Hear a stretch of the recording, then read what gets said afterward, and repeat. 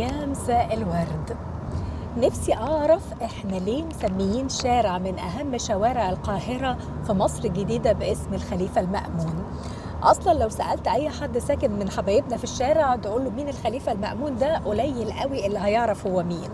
وبالرغم من أنه عمل إنجازات كبيرة جدا علميا وثقافيا في بغداد وساب إرث كبير جدا من العلم والمعرفة، بس هو نيل الدنيا عندنا هنا في مصر.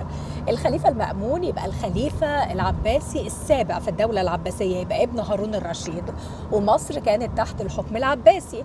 فالمأمون أمر والي مصر بجمع الضرائب، والضرائب كانت كتير قوي على المصريين في الوقت ده، وتحديدا في الدلتا، كفر الشيخ ودمياط والدقهلية حوالين بحيرة البرولوس كده والمنزلة. المنطقة دي اسمها إقليم البشمور. اتفرض عليهم ضرائب ضخمة جدا ما قدروش يدفعوها، فصاروا على الحكم، وانضم ليهم كمان العرب اللي كانوا عايشين عندنا هنا في مصر. فبقى الأقباط المصريين مسلمين ومسيحيين، ومعهم العرب عاملين ثورة كبيرة ضد الخليفة المأمون، اسمها على اسم الإقليم الثورة البشمورية. والثورة دي كانت من أعنف وأكبر الثورات في مصر. والي مصر ما قدرش على الثورة دي ولا قدر يسيطر عليها، فبعت للمأمون وقال له إنه الأمر خرج عن السيطرة ومش هقدر أعمل حاجة. فالخليفة المأمون قال إنه جاي بنفسه مصر عشان يشوف حكاية الثورة دي إيه. وبيوصل الخليفة المأمون فعلا لمصر سنة 216 هجرية. المأمون لما وصل هنا قابل بطريرك الإسكندرية يوسف الأول، وقال له احنا نفض الثورة بهدوء، وبلغهم اني هنفذ طلباتهم وبديهم الأمان. البابا يوسف الأول راح للثوار المصريين في إقليم البشمور وبلغهم بكلام الخليفة المأمون، بس المصريين رفضوا وما رضيوش يصدقوا كلام المأمون لما لقى ان المصريين رفضوا الحل السلمي والامر خرج عن السيطره، ادى الامر بفض الثوره عسكريا، يعني ينهي عليها باي طريقه. وللاسف كانت طريقه وحشيه جدا، اتقتل مصريين كتير قوي قوي، واتحرقت البيوت ودور العباده والمستنقعات، وقطعوا عنهم الميه وحصروا الدلتا. ومش بس كده، ده المأمون امر ان بعد ما الثوره اتفضت ان هو راح مهجر المصريين اللي كانوا ساكنين في اقليم البشمور بالغصب، ودهم لخراسان وبغداد، يعني رحلهم من بلدهم. كانوا حوالي من 300 ل 500 عائلة مصرية، هجرهم بالعافية من بلدهم، ومعاهم كمان العرب اللي انضموا ليهم في الثورة.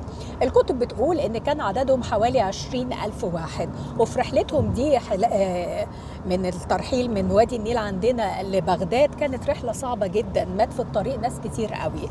المأمون قضى على الثورة وطلع على الفسطاط اللي كانت عاصمة مصر في الوقت ده ومقر الحكم، وقال كلمتين بقى كده علشان يصالح المصريين. فقال: يا أهل مصر، لم آتي إليكم لآخذ أموالكم فخزائن بغداد تفيض، بل أتيت لأرفع الضيم عنكم مما تسبب فيه عمالي ولأرى العدل في أرض النيل. طيب ماشي يا سيدي المأمون، امشي بقى علشان كفايه اللي انت عملته فينا، ارجع بغداد. لا ازاي، دي مصر حلوه، دي ام الدنيا وانا اسيبها كده. سيادته قال ايه، يتفسح في مصر. فهو بيتفسح كده شاف الاهرامات فعجبته، اتهبل قدامها كده ووقف كده، قال اكيد ده جواها الاسرار بتاعت القدماء المصريين، وطالما وصلوا للارتفاع ده في بناء الهرم يبقى عندهم اسرار علم الفلك والسحر مخبينه جوه. طب انت عايز ايه دلوقتي مننا يا مأمون، ما تمشي بقى. لا ازاي، ده انا عايز اعمل فتحه جوه الهرم واشوف جواها وادخل اشوف ايه. وفعلا المأمون بيؤمر العمال بحفر نفق في الهرم. العمال بيجوا بالمعدات بتاعتهم اللي معاهم عشان يضربوا في الهرم، ما بيتكسرش ولا طوبة قدرت تقع.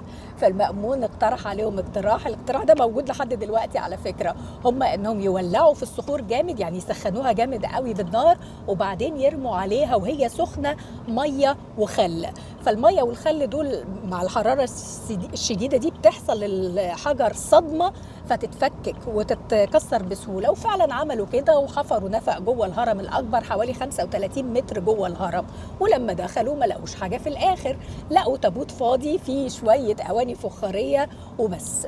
طيب دلوقتي شعب يقول عليا ايه؟ المأمون بيقول كده: انا منظري وحش قوي بعد ما حفرت الحفر ده كله في الهرم، مفيش اي حاجه، بعد 4 شهور العمال مش هيلاقوا حاجه، طب انا شكلي وحش.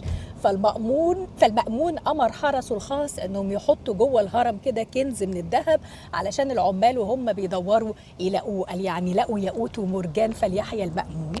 بالمناسبة الفتحة اللي في الهرم دي اللي بقالها حوالي 1200 سنة هي اللي موجودة لحد النهاردة في هرم خوفو، وبندخل منها جوه الهرم واسمها فتحة المأمون. ونيجي احنا بقى في الآخر بمنتهى السهولة كده نسمي شارع من أهم شوارعنا باسم المأمون.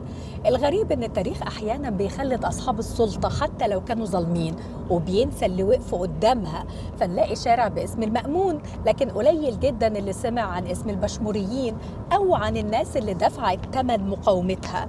ويمكن السؤال الحقيقي هنا هو مش ان احنا ليه عندنا شارع باسم الخليفه المأمون، لا، السؤال الاهم هو احنا ليه ما عندناش شارع باسم البشموريين.